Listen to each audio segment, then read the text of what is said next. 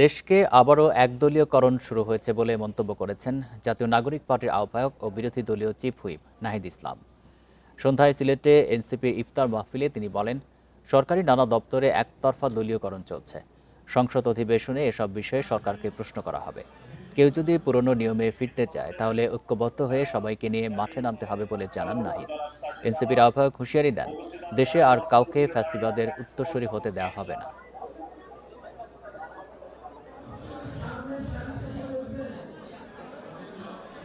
গ্লিটারের twin lemon ও antibacterial formula বাসনকে চকচকে জীবাণুমুক্ত করে আমাদের দেয় গ্লিটার গ্যারান্টি। ফলে আজকে দেশের এই বেহাল অবস্থা আবারও তৈরি হয়েছে। দেশ আবারও গণতন্ত্র থেকে একদলীয় স্বৈরতন্ত্রের দিকে যাবে কিনা সেই প্রশ্ন উঠেছে। দেশের প্রতিষ্ঠানগুলোকে প্রশাসনকে আবার একদলীয়করণ হচ্ছে। বাংলাদেশ ব্যাংকের পরিস্থিতি আপনারা দেখেছেন।